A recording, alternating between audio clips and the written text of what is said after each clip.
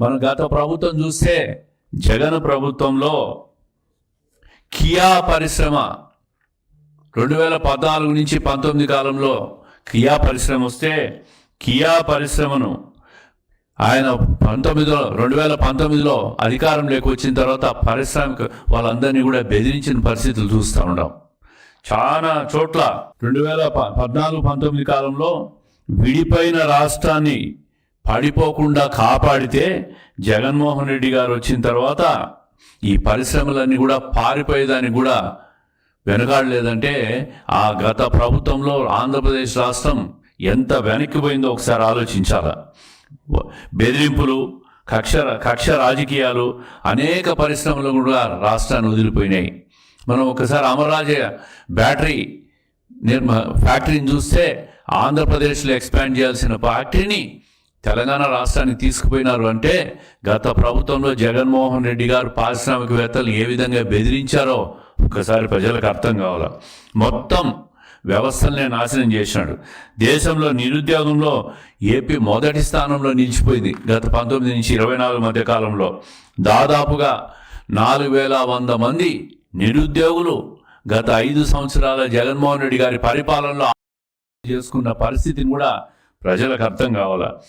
యువతకు కల్తీ మద్యం, డ్రగ్స్, గంజాయికి బానిసలుగా తయారు చేసి పిల్లలను సైకోలుగా తయారు చేసింది గత ప్రభుత్వం.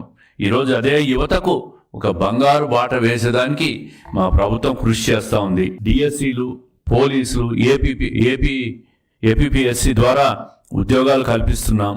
16,000 పైచీలకు డిఎస్సి ఉద్యోగ నియామక పత్రాలు ఇచ్చి ఈరోజు టీచర్లందరినీ కూడా స్కూళ్ళకు పంపి నాణ్యమైన విద్యను అందించడానికి నారా లోకేష్ గారు కృషి చేస్తున్న తీరును కూడా ప్రజలందరూ గమనించాలా. అదేవిధంగా పెట్టుబడులు ప్రతిపాదనలు కేవలం ఒప్పందాలకు మిగిలిపోకుండా వెంటనే క్షేత్రస్థాయిలో పనులు ప్రారంభం కావాలని చెప్పి అనుమతుల్లో ఒక్కరోజు కూడా జాప్యం కాకుండా పరిశ్రమలన్నీ కూడా ముందుకు పోవాలని చెప్పి ముఖ్యమంత్రి గారు నిరంతరం కృషి చేస్తూ అధికారులకు ఆదేశాలు ఇస్తూ పరిపాలన సాగిస్తూ ఉంటారు. ప్రతి వారంకి 10 రోజులకు ఒకసారి ఎస్ఐబిపి సమావేశాలు జరుగుతున్నాయి. దాంట్లో ఆమోదాలు ఇస్తున్నాం. ఈరోజు ఒకవైపు హార్టికల్చర్ అబ్బే కాకుండా పారిశ్రామికంగా విద్యుత్ శక్తి రంగంలో ముఖ్యంగా సోలార్ పవర్ పంపుడు స్టోరేజ్లో రాయలసీమ నెంబర్ 1 కాబోతా ఉంది. ఈ రాష్ట్రంలో మనం ఒకసారి చూస్తే వైసీపీ వాళ్ళు మాట్లాడుతూ ఉంటారు, రాయలసీమలో రైతులను నిర్లక్ష్యం చేశారు, రాయలసీమను నిర్లక్ష్యం చేశారు, నీటిపారుదల రంగాన్ని నిర్లక్ష్యం చేశారు. నేను వైసీపీ నాయకులకు అందరికీ కూడా ఛాలెంజ్ చేసి చెప్తా ఉండా, రాయలసీమ అభివృద్ధి మీద చర్చకు మీరు సిద్ధమా? మేము సిద్ధం. రాయలసీమ ప్రాంతంలో ఏ ప్రాంతమైనా మీరు ఎన్నుకోండి, ఆ ప్రాంతానికి మేము వస్తాం. ఒక 10 మంది ప్రజాప్రతినిధులు మీ వైపు, మా వైపు తెలుగుదేశం పార్టీ వైపు 10 మంది వస్తాం. 83 నుంచి తెలుగుదేశం పార్టీ ఆవిర్భావం నుంచి నేటి వరకు తెలుగుదేశం పార్టీ హయాంలో నిధులు ఎక్కువ ఖర్చు పెట్టాము రాయలసీమ ప్రాంతానికి. మీ హయాంలో కాంగ్రెస్ పార్టీ కానీ వైఎస్ఆర్ కాంగ్రెస్ పార్టీ కానీ మీ హయాంలో ఎక్కువ నిధులు ఖర్చు అయిందా? ఇరిగేషన్లో కానీ పారిశ్రామికంగా కానీ ఈరోజు సోలార్ ఇండస్ట్రీస్లో రాయలసీమ దేశంలోనే నెంబర్ 1 స్థాయికి పోతా ఉంది. దాదాపుగా 50,000 పైచిలకు మెగావాట్లను ఉత్పత్తి చేసే సామర్థ్యానికి రాబోయే 3 సంవత్సరాల్లో సోలార్ హబ్గా రాయలసీమ తయారవుతా ఉందంటే ప్రజలు దీన్ని అర్థం చేసుకోవాలి. వైసీపీ వాళ్ళకు అందుకే దిమ్మ తిరిగిపోతా ఉంది. ఏ రకంగా చూసినా వాళ్ళకి మాట్లాడేదానికి మాట రావడంలే, కేవలం విషయం చిమ్మే ప్రయత్నమే చేస్తూ ఉంటారు. జగన్మోహన్ రెడ్డి గారు అయితే ఆయన మాట్లాడేదానికి అర్థమే లేదు. నోటికి ఏదొస్తే అది అబద్ధాలు చెప్పడం తప్ప, ప్రజలను తప్పుదోవ పట్టడం తప్ప, ఏదో ఒక రకంగా అబద్ధాల ద్వారా ప్రజలు నమ్మించి మళ్ళీ అధికారంలోకి రావాలని అధికార కాంక్షతో మాట్లాడుతున్నాడు తప్ప జగన్మోహన్ రెడ్డి గారు నిజమైన మాటలు ఆయన నోటి నుంచి ఒక్కటి కూడా రావు. అబద్ధాలు ఎవరైనా మాట్లాడుతున్నారంటే అది జగన్మోహన్ రెడ్డి గారే.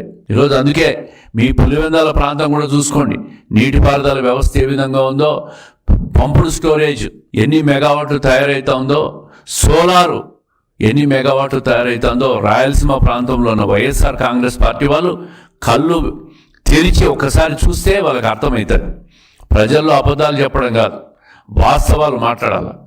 రాయలసీమ ఈరోజు పారిశ్రామికంగానే కాదు, ఉద్యాన పంటలు కాదు, విద్యుత్ శక్తి రంగంలో కూడా నెంబర్ 1గా తయారు కాబోతాం. ఇదే జరిగితే రాబోయే 10 సంవత్సరాల్లో గుజరాత్ రాష్ట్రానికి సమానంగా సంపద సృష్టించేదానికి ఈ ప్రభుత్వం పోటీపడి 10 సంవత్సరాల్లో దేశంలోనే నెంబర్ 1 పారిశ్రామికంగా అభివృద్ధి చెంది రాష్ట్రంలో సంపద సృష్టించే దాంట్లో నెంబర్ 1 తయారు కాబోతా ఉంది. ఇది ఈ ప్రభుత్వం చేస్తున్న కృషి. అదేవిధంగా వైసీపీ వాళ్ళకి ఒకటే విజ్ఞప్తి చేస్తూ ఉంటారు, నిరంతరం రాయలసీమ జపం చేస్తూ ఉంటారు. మీరు నిరంతరం రాయలసీమ నిర్లక్ష్యం చేసింది. మళ్ళీ చెప్తున్నా, రాయలసీమ మీద చర్చకు మీకు ధైర్యం ఉంటే రాండి. కర్నూల, కడప, చిత్తూరు, అనంతపుర ఏ ప్రాంతానికి వస్తారో రండి.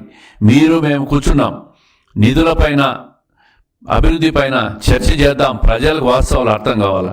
మీడియా సోదరులందరినీ కూడా పెట్టుకొని ప్రజలకు అర్థమయ్యే రీతిలో మీరు చెప్పండి, మేము చెప్తాము. అంతిమంగా ప్రజల న్యాయ నిర్ణేతలు రాయలసీమ అభివృద్ధికి అన్ని రకాలుగా కట్టుబడి ఉన్న ప్రభుత్వం ఏదైనా ఉందంటే అది ఒక్క చంద్రబాబు నాయుడు గారి నాయకత్వంలోని తెలుగుదేశం కూటమి ప్రభుత్వం. దీని వెనక నిరంతరం పారిశ్రామికంగా అభివృద్ధి చెందేదానికి, పరిశ్రమలు తీసుకొచ్చేదానికి కృషి నారా లోకేష్ గారు నిరంతరం చేస్తున్నారనే విషయం ప్రజలకు అర్థం కావాలని చెప్పే ఈ మీడియా ద్వారా ప్రజలకు విజ్ఞప్తి చేస్తున్నాం. Please subscribe to Leo news for more videos.